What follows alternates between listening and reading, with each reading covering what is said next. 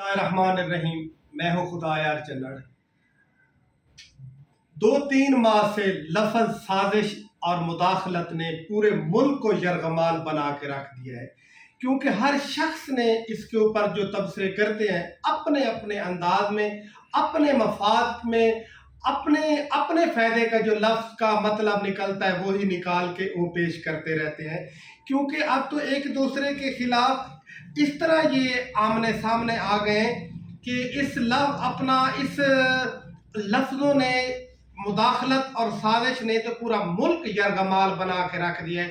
جب سے D G I S P R کا یہ بیان آیا کہ کوئی سازش نہیں ہے، اس کے کوئی شواہد نہیں ملے، اب تو جس چیز کا ڈر تھا وہ کھل کر چیز سامنے آ گئے، وہی معاملے سامنے آ گئے۔ اب پی ٹی آئی اور کچھ ادارے بھی آمنے سامنے نظر آ رہے ہیں۔ D G I S P R کے اس بیان کے بعد تو عمران خان اور اس کے جتنے بھی کارکن ورکر پی ٹی آئی کے ہیں ان کا موڈ بھی خراب ہے اور ان کا مزاج بھی کافی گرم نظر آ رہا ہے، اور شیخ رشید بھی تقریباً یہ کھل کر سامنے آ گیا ہے۔ شیخ رشید کے بارے اکثر کہا جاتا تھا کہ اس کے اسٹیبلشمنٹ کے ساتھ بڑے اچھے تعلقات ہیں، یہ اس کے ہمیشہ بہتر تعلقات رہتے ہیں۔ اب اس کا بھی بیان بھی آیا ہے، ٹویٹ بھی آئے کہ وہ بھی ناراض کافی گرم ہے، وہ بھی کہتا ہے کہ اب میں بھی اداروں کے خلاف سپریم کورٹ جاؤں گا، اپنا حق مانگوں گا۔ انہوں نے یہ بات اس طرح کی وضاحت کس طرح کر دی ہے۔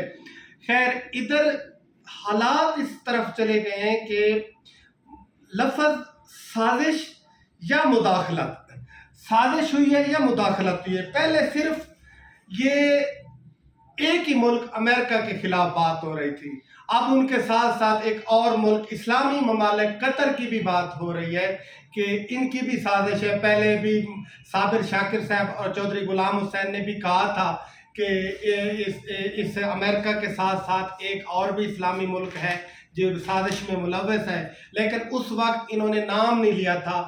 اب یہ بھی نام قطر کا بھی آ گئے۔ خیر، اس میں تو کوئی شک نہیں کہ قطر کا نواز شریف فیملی کے ساتھ بڑے قریبی اور ذاتی تعلقات ہیں۔ جب یہ معاملہ عدالتوں میں چل رہا تھا، پاناما والا یا عدالتوں کے اندر معاملہ، اس وقت بھی ایک قطری خط آیا تھا نواز شریف اور نواز شریف فیملی کے حق میں، ایک قطری خط آیا تھا، کیونکہ ان کے تعلقات ذاتی ہیں۔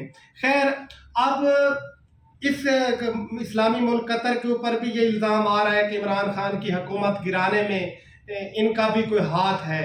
خیر، ہاتھ ہے یا نہیں ہے، مختصر کے جو لفظ ہے مداخلت ہوئی ہے یا سازش ہوئی ہے یا کچھ بھی نہیں ہوا، لیکن ان دونوں لفظوں نے پاکستان ملک کا بیڑا غرق کر کے رکھ دیا ہے، پاکستانی عوام کا بیڑا غرق کر کے رکھ دیا ہے کہ اتنی پریشانی ہو گئی ہے یہ 2-3 ماہ سے، اتنی مہنگائی ہو گئی ہے کہ عوام کی کمر توڑ کے رکھ دی ہے اسی لفظوں نے۔